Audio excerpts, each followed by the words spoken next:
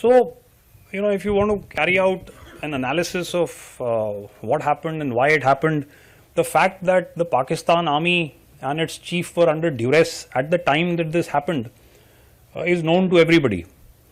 And therefore, there was a need for him to revive not only his image but that of the Pak army itself.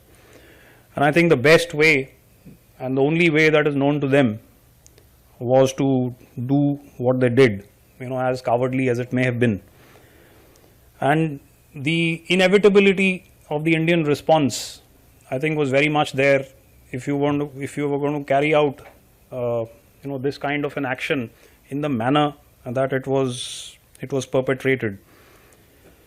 And of course, it doesn't take much to claim victory, especially when there hasn't been kinetic contact, and that was more a result because we were very clear as to what we were after.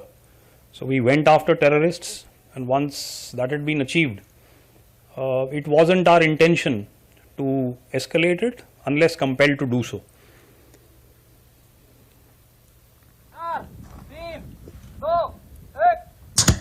So there was also cross-border firing by Pakistan immediately once the terror targets were engaged. You can see the number of ceasefire violations on the top, and this carried on for a while. And at that point in time, if you recollect my media interaction, I'd said about 35 to 40 is what our estimate was. But the Pakistanis, possibly unwittingly, let out their awards list.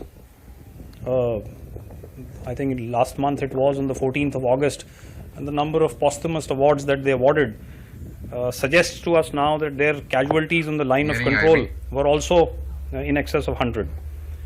We of course responded to these. You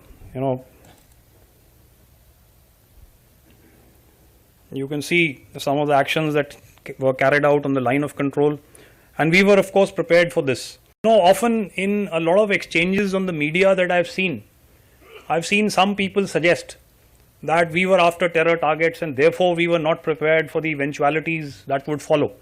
I think that's very naive, and it's almost churlish to suggest that a professional army such as the Indian Army would go into this kind of an action not preparing for the contingencies. We had wargamed 4 to 5 steps ahead, and we knew that the Pakistanis were going to do this. So we went and hit them on the second layer, which is not something that they expected on the line of control, and that's why they had the number of casualties.